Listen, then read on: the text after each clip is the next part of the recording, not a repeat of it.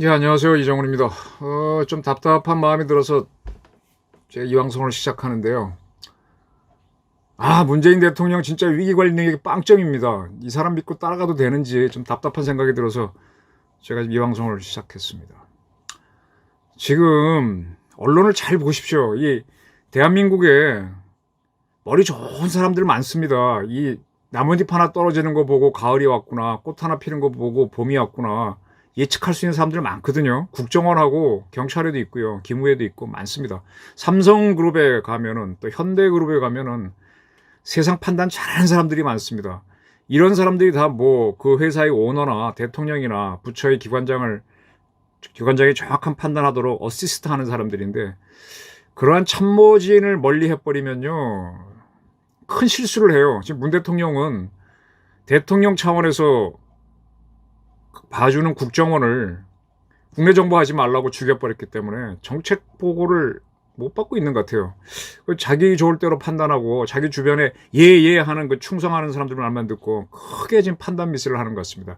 그 결과가 그분만 잘못된다면 상관이 없는데, 이 방송을 보시는 시청자를 포함한 대한민국 국민 전체가 피해를 볼 것 같아서 제가 좀 이 방송을 하게 됐습니다. 지금 제가 드리는 주제는 세계화 시대인데요. 세계화 시대는 지금 뭐 우리 기차 타면 KTX 타면은 자주 타보면 거의 서울에서 지하철 타는 것처럼 KTX가 서울 부산 간에 달리지 않습니까? 그죠?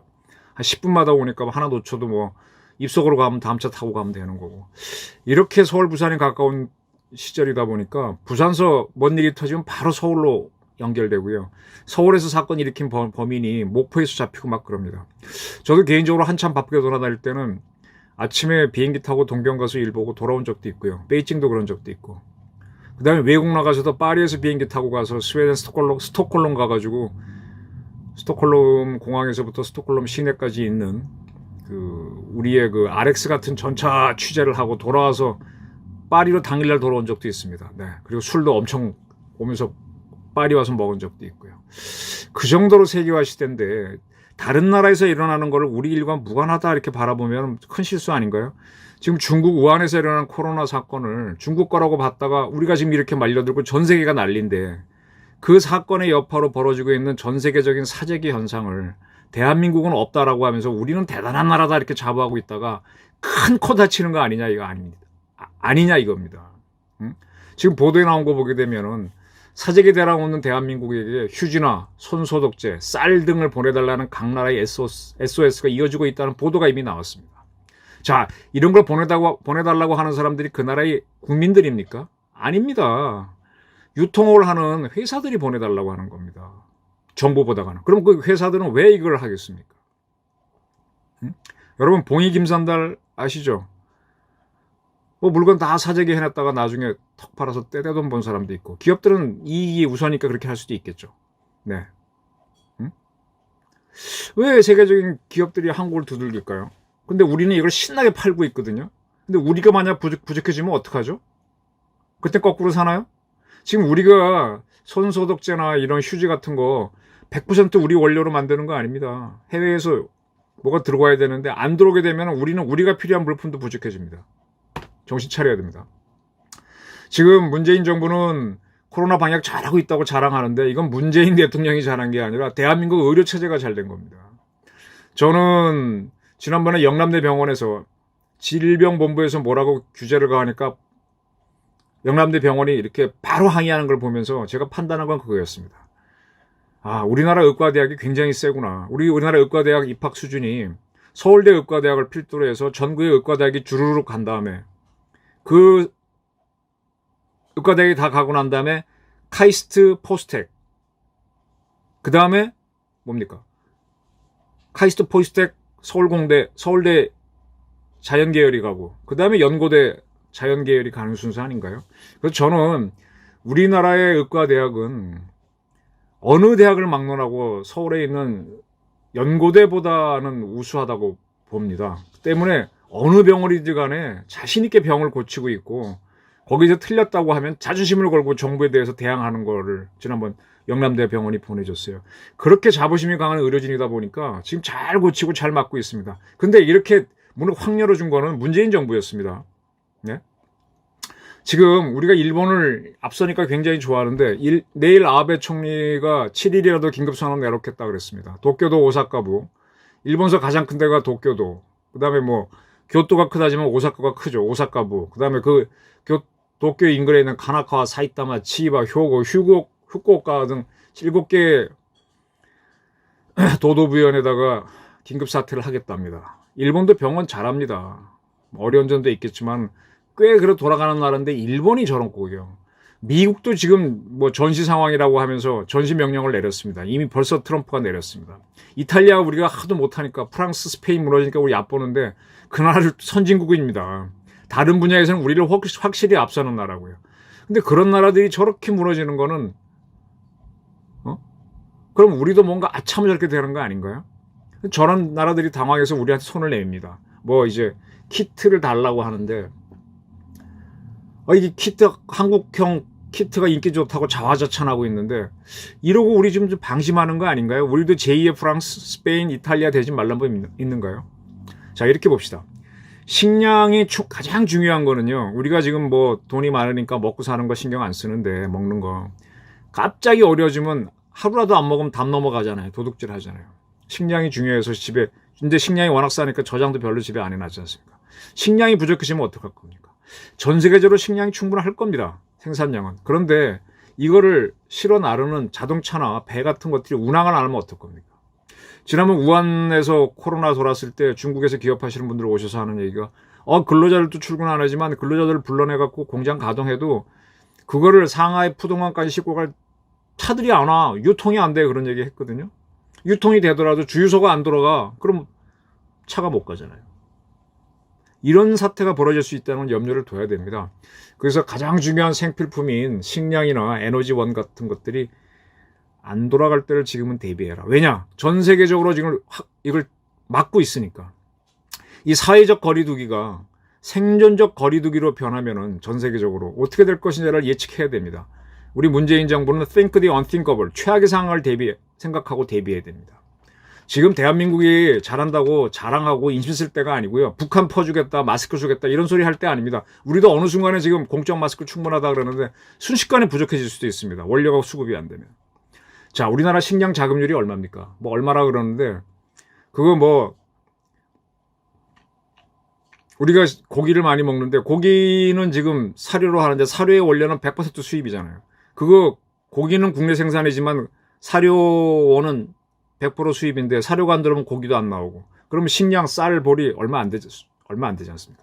지금 세계 3위의 수출국인 베트남이 쌀 수출을 제한했고요. 캄보디아도 수출하는 나라인데 수출 중단을 지시했습니다. 이집트, 필리핀 등이 쌀을 막 비축하기 시작했습니다. 왜 이렇다고 보십니까? 이제 그 나라들도 이제 본격적인 위기가 오게 되면 생필품이 급하니까 우선은 못 사는 나라가 먼저 하는데 점차 세계적인 나라들도 확장될 겁니다. 현재 시카고의 식량 거래소에서 밀 가격이 10% 상승했다는 보도가 있었습니다. 그런데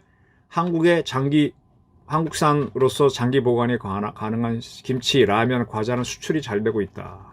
농림식품부는 수출 지원하고 있다. 우선 돈 버는 게 좋아서 장기 보관이 가능한 이런 것들을 이것도 하나의 식량인데 내보내면 우린 나중에 급해지면 뭐 먹고 사나요? 지금 상황은요. 누가 일으켰는지 모르지만 하이브리드 전쟁, 제3세대, 제4세대 전쟁을 한다고 보시면 됩니다.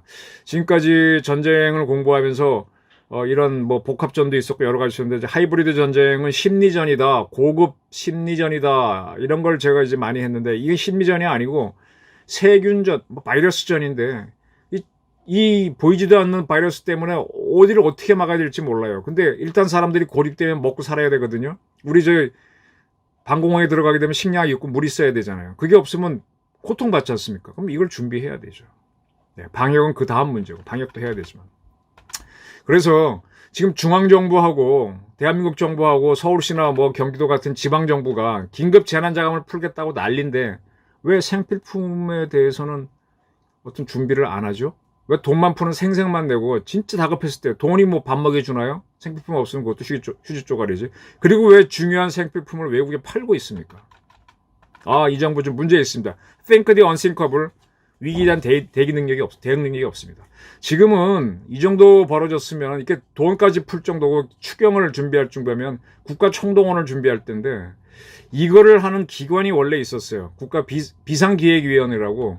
김신조가 넘어오고 1.11 사태하고 울진 3.7 사태가 터지고 난 다음에 박정희 대통령께서 예비군을 이듬해에 만들면서 비상기획위원회를 만들었습니다. 이거는 국가가 전시회급 위기가 되게 되면 총동원을 해야 되는데 그때 정부에서는 어떻게 움직일지 만들어 놓은 기구입니다. 근데 이 기구를 노무현 정권 말기입니다. 2008년 2월 29일 폐지했습니다. 그 행정안전부로 이관해서 행정안전부의 비상안전기획관으로 바꾼 것 같은데, 그래서 우리나라의 위기 대응은 행안부가 다 한다고 돼 있는데, 그래서 지금 중앙대책본부인가요? 그 중대본은 행안부가 하고 있습니다. 근데 행안부가 과연 지금 이 사태에 제대로 역할을 하고 있는지, 지금 중대본에 판단하는 걸 대통령이 따라가 주는 건지 우왕좌왕 아닌가요? 전 문재인 대통령의 위기관리력을 신뢰하지 않습니다. 그런 think the unthinkable, 상상할 수도 없는 일을 상상하는 능력도 없고 거기에 대한 대처 방법도 없고 그냥 뭐 미국이 돈 뿌린다니까 우리도 돈 뿌리고 미국이 강력하게 대응하니까 우리 그때서야 이제 중국 사람들을 막는 거 이렇게 하는 뒷북치는 사람이지 창의적이고 체계적인 판단을 못하는 사람입니다. 그러면 대통령이 모든 걸 잘할 수 없어요. 잘하는 부분이 따로 있지. 그런 걸 하기 위해서 각 부처에서 정확한 판단을 해줘야 되는데 보건복지부는 자기네 사항만 판단해요. 국제적인 건 안 봐요. 안보적인 건 안 봐요. 또 안보 보는 부서는 그것만 보지 또 보건복지는 몰라요. 에? 재난 대응은 못해요. 그래서 대통령 입장에서 종합적으로 봐주는 게 뭔가 하면 대한민국에서는 국가정보원입니다. 경찰도 좀 정보국에서 봐주고요. 기무도 약간 봐주는데 그 사람들이 대통령한테 올리는 정책 보고가 있었어요. 그중에 일부 뭐 미워하는 놈들에 대한 정치 정보도 올렸겠죠. 네. 근데 대통령이 문재인 정부 다 끊어버렸습니다. 정책 보고를 안 받아요. 안 받으니까 대통령은 각 부처에서 올라오는 분리된 정보만 얻으니까 통합하는 능력이 딸리면 못 잡는 거 아닙니까? 못 대응합니다. 대통령 차원에서 봐주는 정보부처가 필요합니다. 이번에 트럼프도 보니까 자기는 정보기관 운영해서 뭐라고 했는데 라고 하고 이렇게 설명을 하더라고요. 그래서 이게 위기가 옵니다. 이게 지금 코로나 사태가 점점 커져서 지금 남미까지 퍼져서 뭐 식량을 각 나라가 통제를 하거나 수출하고 싶은데 유통망이 붕괴돼서 못 보내건다거나 하게 되면 우리나라에서 위기가 옵니다. 지금 뭐 수출하고 할 때가 아니라 우리도 준비를 하고 우리 걸 준비해서 국민들한테 나눠줄 준비를 해야 됩니다. 이거 안 하고 있거든요.